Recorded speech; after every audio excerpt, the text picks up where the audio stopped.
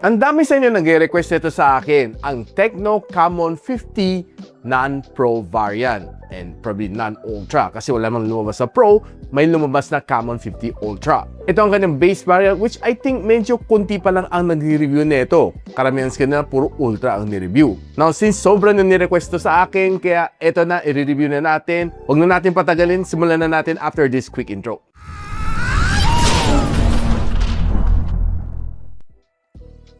So, ito ang box ng Tecno Camon 50 base variant 4G. Honestly, gumanda naman kanyang packaging, pero medyo mas lighter ang kanyang blue dito compared sa kanyang Ultra variant. Kung gusto makita ang kanyang specs, ito na. Just pause nyo na lang. Sabuksan natin. Ito sa quick specs uli. May Sony Lightyear 700C siya sa camera. Mamaya ka na. So, what's inside the box? Meron tayong quick start guide. Meron tayong warranty card. And balita ko sa mga nag-pre-order, 2 years ang warranty. A to C cable. Meron pa siyang pa-jelly case. Ang ganda. Not bad. Para may ribs pa kanyang texture, tingnan nyo. And of course, kasama ang kanyang 45 watts na fast charging brick. Surprisingly, same sila ni Ultra. So, ito na yung phone. So, labasin na natin.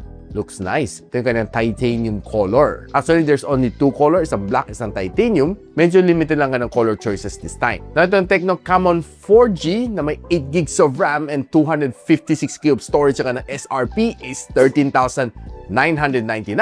And pag nag-sale siya, you can get it as low as 12,999. Pero guys, may surprise ako sa inyo. Pag kinlink nyo yung YouTube shopping link dyan, and pag nare-direct kayo sa Tecno official store, using my link, you can probably get it as low as 10,700 pesos. Look guys, hindi ako nagbibiro. 10,738 pesos. If you use my link, ha? Kasi yung channel natin namimigay ng mga special vouchers para makakuha kayo way lower than SRP. And of course, you can also find my links on the description box below. Huwag na kayo paligoy-ligoy, maraming scammer, so kunting ingat lang. Just use yung mga links na nilalagay natin kasi mga legit and official lang ang nilalagay natin.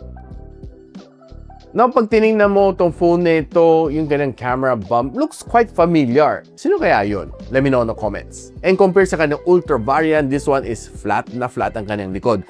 We have a plastic back cover, we have a plastic frames, and we also have a glass front. I'm not quite sure kung anong protection na sa harap, pero this one is certified IP68 and IP69K na dust and water resistant.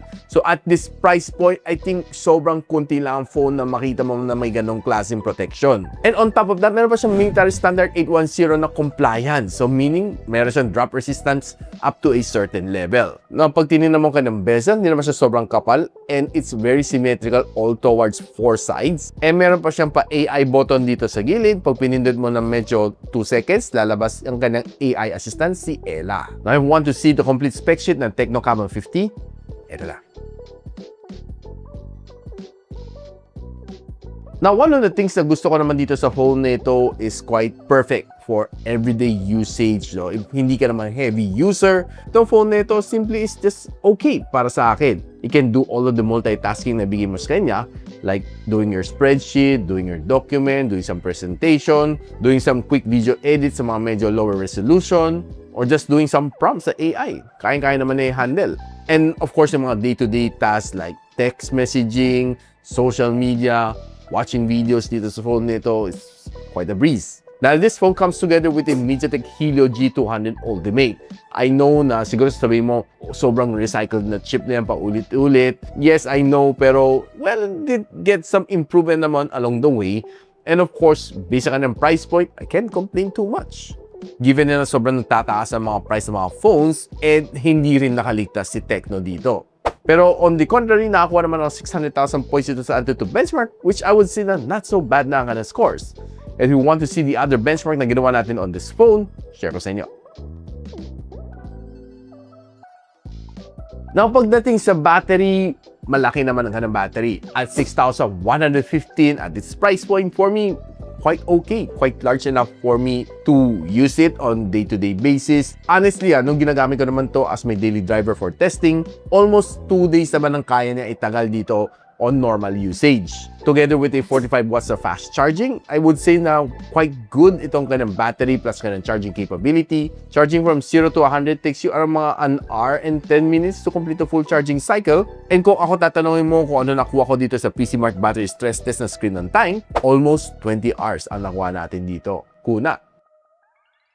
Now, pag-usapan na natin kanyang display. This phone has a 6.78-inch, which is for me quite big enough, na AMOLED display with a 144Hz na screen refresh rate. 1.5K display ang kaya na ibigay sa'yo, plus a 4,500 nits of maximum brightness. So if you're using this phone under the direct sunlight, I would say na pretty solid pa rin. Makaka-download ka rin dito sa phone na ito. Kanina sinabi ko na hindi natin alam kung anong klaseng cornering Gorilla Glass ang meron natin dito. Pero based dito sa kanyang wrapper, nakasulat dito double Corning glass. I'm not quite sure kung anong meaning niya dito, pero well, at least guaranteed tayo is a Corning Gorilla Glass protection. CG5, CG7, CG7i, I'm not quite sure kung which one nga lang siya. Now, kung mostly ang consumption mo dito sa phone nito is social media, expect to give you a good experience naman dito dahil swiping naman across the phone na ito. Well, you can get some really nice contents naman dito, browsing your favorite social media. As long as maganda yung internet connection, swipe ka lang na swipe dito sa kanya, you'll be able to load mga reels and shorts pretty fast. Now, if you're watching naman your favorite shows dito sa YouTube, sa Netflix, you'll be able to get some really nice experience dito sa kanya. Dahil magandang colors dito, and the black is blacker, colors are punchy, and you'll get nothing else but one of the best displays at this price point dahil AMOLED display na siya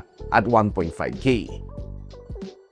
Now, pagdating naman sa kanyang loudspeaker, we got 6 holes dito sa ilalim and we got 3 holes dito sa ibabaw. And ang kanyang sounds is being tuned by Dolby Atmos, so there's quite a good expectation naman from this phone. But of course, try muna natin magpatugtog dito bago natin husgahan.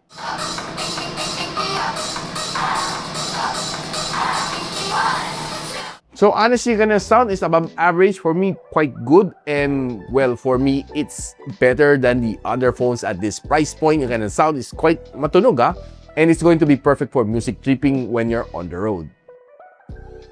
Now, of course, itong phone na ito, alam naman natin kaya mag-handle ng games. So, I did play 2 titles dito sa kanya, Call of Duty Mobile and Mobile Legends. Sa Call of Duty Mobile, umabot tayo ng 60 FPS. And it was consistent naman siya kahit mag-clash ka. One thing na napansin ko naman sa kanya is okay naman ka ng touch response, wala kang maging problema. The sounds is quite good, matunog siya, lalo na if you're listening to footstep left and right, talagang okay naman itong phone na ito for gaming. Hindi naman siya mainit, umabot na ako ng just 40 degrees Celsius on room temp. But then naman sa Mobile Legends, umabot tayo ng 90 FPS. And nung pag nagka-clash naman tayo, umabot na tayo ng mga 87 FPS, yung pinaka-lowest na nakita natin sa kada FPS counter, which is quite okay. Wala mo na feel na lags and frame drops along the way. Smooth naman ang aking gameplay. Wala naman naging problema sa kanyang touch response. The sound is quite good, solid naman. And pinakamainin na inabot ko after an hour of gameplay is 41 degrees Celsius.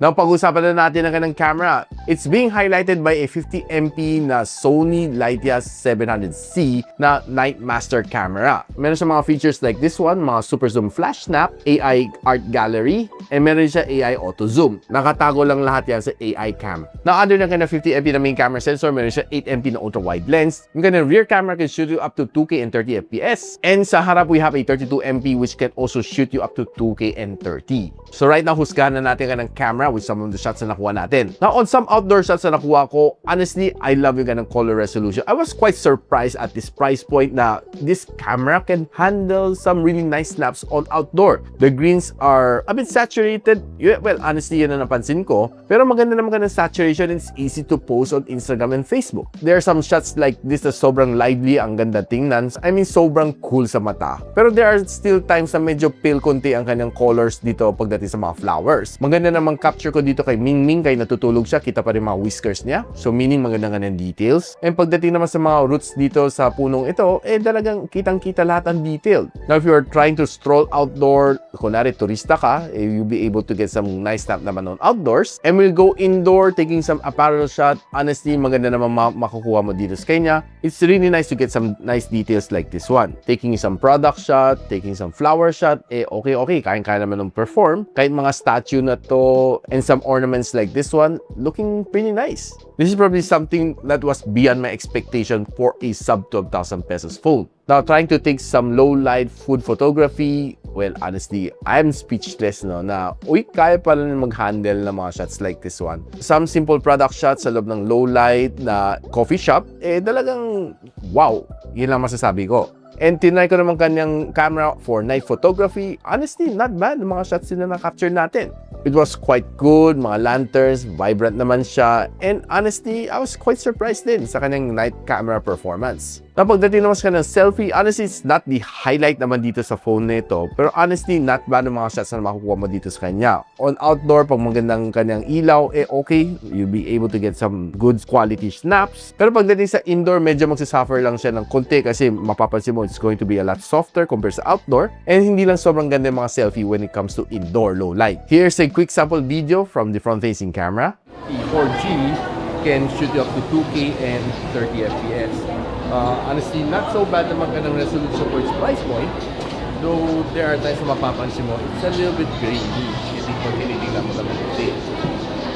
And here's a sample video from your rear camera. 50 na 4G non-pro variant. Kaya na mag-shoot up to 4K and actually 2K and 30 FPS. Mali na sabi ko. Well, honestly, not bad. Pag titingnan mo, hindi naman siya nakakahilo pag nagpapanarang ka. Tayo natin dumungaw. Oh. So far, so good. Now guys, ano masasabi natin dito sa Tecno Camon 54G? Honestly, I was quite blown away sa kanyang presyo. You can get it as low as 10,700 pesos if you use yung vouchers natin sa YouTube shopping link natin, which is for me quite a saving compared sa kanyang SRP na 14,000 pesos. Now, what can you get out of this phone? You get a pair of good cameras on this phone. You can play yung mga mid-level games like ML, CODM, PUBG, and Honor of Kings. Kaya-kaya naman na i-handle. Maganda rin ang kanyang display with a 144Hz refresh rate and quite good and long-lasting din ang kanyang battery. All of that you can get it below 12,000 pesos. I would say probably it's a steal para sa akin. Now guys, are you excited for the Tecno Camon 50 or would you rather buy the Tecno Camon 50 Ultra 5G? Let me know in the comments kung ano napili ninyo among the two phones na sinabi natin.